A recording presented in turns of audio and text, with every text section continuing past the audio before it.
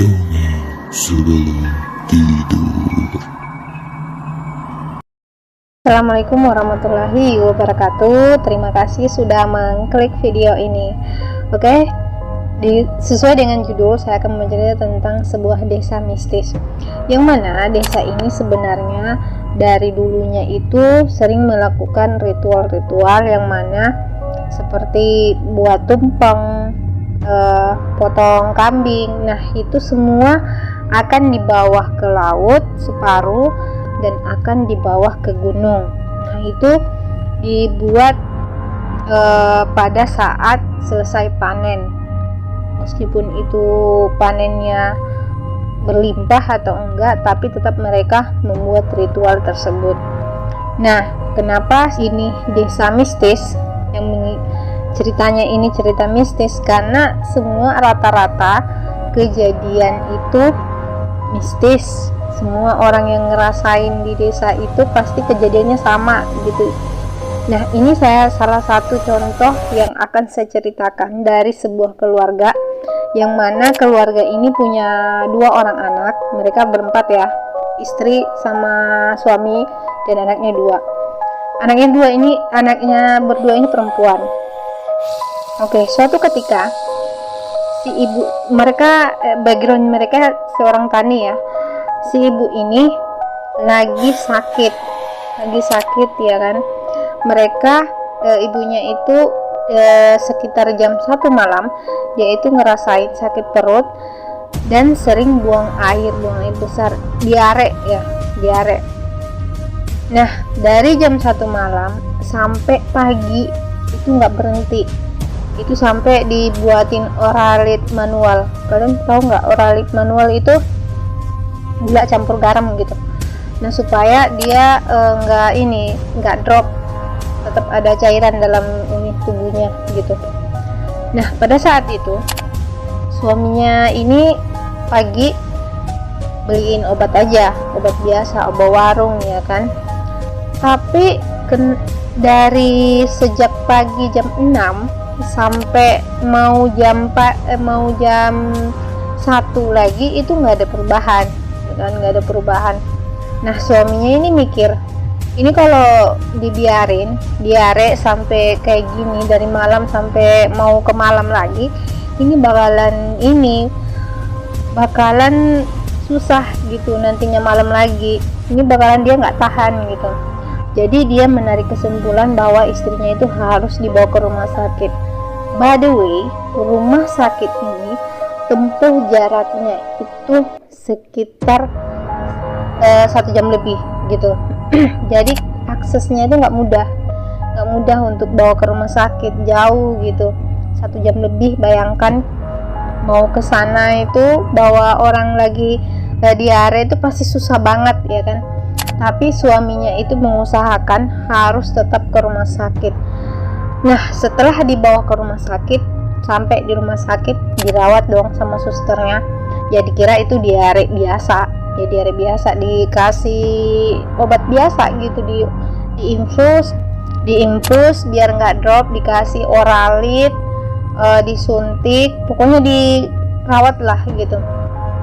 Namun hal itu masih dia rasakan, masih diare gitu. Itu sampai malam lagi nginep di situ di rumah sakit sampai malam, nggak ada perubahan gitu. Nah, suaminya ini bingung kenapa gitu, kenapa nggak mau berhenti gitu. Soalnya suaminya udah khawatir nih kenapa nggak berhenti gitu.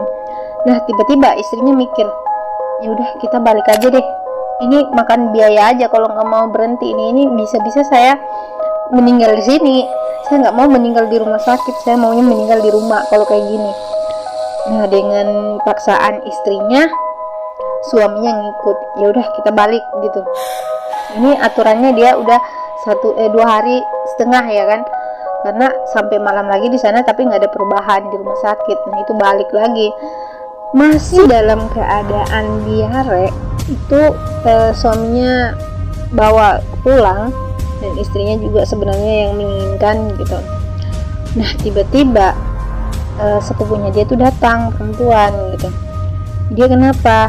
Oh, dia BAB gitu. dia diare. Nah, sepupunya ngomong, mungkin ini kali dia diganggu makhluk lain gitu. Nah, mulai nih cerita. Emang kenapa? Itu kan ada yang meninggal, ya kan? Yang meninggal itu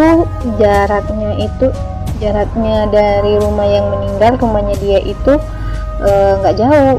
Itu hanya sekitar 1 meteran gitu, meteran ke sana. Itu nggak jauh sebenarnya. Nah, dia itu meninggalnya dia itu meninggal diare, sakit perut. Terus sepupunya ini ngomong gitu, ya kan? Wah, dia meninggal kayak gitu. Nah, kebetulan mereka ini nggak tahu karena mereka itu tinggalnya di kebun. Nah, baru itu turun, ya kan?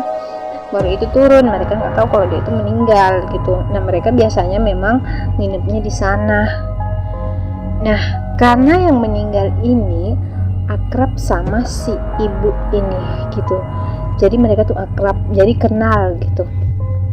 Nah, jadi sepupunya ini, saudaranya ini, yang perempuan ini, bawalah dia gitu. Ini yang lagi sakit, dibawa gitu. Dipanggilin sama orang yang bisa ditiup aja, ditiup biasa gitu, ditiup. Tapi nggak tahu doanya apa, pakai doa atau apa, yang jelas itu ditiup gitu. Ditiup 5 menit dari situ, ditiup itu langsung hilang. Itu kayak orang yang lagi kayak orang yang lagi acting gitu. Ada nggak sih orang acting diare? Kan nggak ada, ya kan? Itu sama sekali nggak keluar gitu, nggak keluar diarenya, saking gitu mistisnya gitu di sini. Nah, hal itu bakalan terjadi pada setiap warga yang tinggal di kampung itu jika ada yang namanya keteguran. Kalian mungkin belum pernah dengar yang namanya keteguran. Jadi kalau di desa itu, di kampung itu ada yang namanya keteguran, pasti mereka nggak akan bawa ke rumah sakit. Mereka hanya bawa untuk ditiup. Dan di desa itu banyak orang yang tahu hal itu, tiup orang yang lagi seperti itu tuh tahu gitu. Jadi mereka 80% mereka nggak akan ke rumah sakit, hanya kalau benar-benar urgent, dan kalau ditiup udah nggak sembuh itu baru ke rumah sakit. Permasalahan pertamanya karena akses rumah sakit itu jauh. Sebenarnya ada puskesmas, tapi puskesmas itu kecil dan orangnya dari luar, ya kan? Ya, suster atau perawat itu dari luar. Kadang mereka tuh pulang kampung gitu, ngeliat keluarganya. Memang mereka ini ya jadi serba salah ya. Itu dibutuhkan di desa ini tuh dibutuhkan perawat sebenarnya. Tapi kadang masyarakat udah malas, kadang nggak ada, kadang dia pulang gitu. Jadi mereka biasanya malas datangnya ke situ. Mereka biasanya langsung ke rumah sakit. Nah, cerita kedua ini masih di kampung situ. Saya sebut si Tika. Kenapa Tika lagi sih? Karena suka nama itu.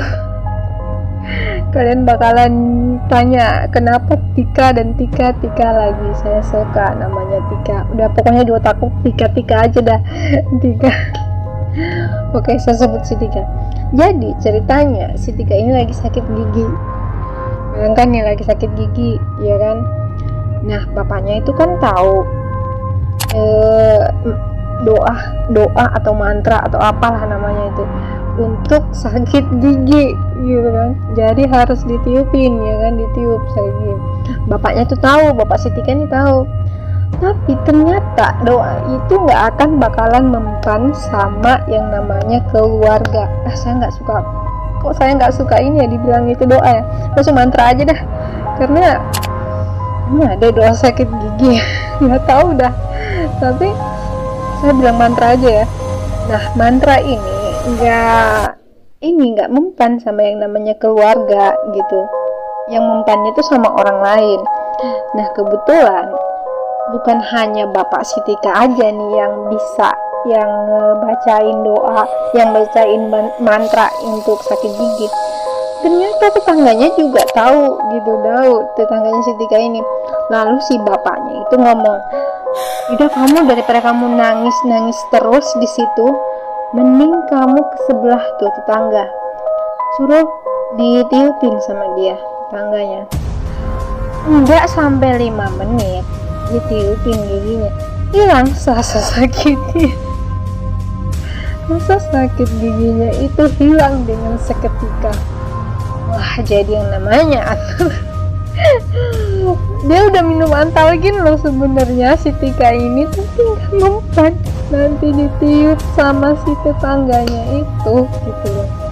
Aduh gimana ya, ini kok agak ngeri gitu kan. Bisa ini tuh emang agak kok aneh. Oke, ini mungkin sedikit nanggung ceritanya, tapi karena sudah situasi udah nggak kondusif di sini, banyak yang cerita, mungkin masuk ke audio atau enggak. Sekian dulu ceritanya. Assalamualaikum warahmatullahi wabarakatuh. Dadah.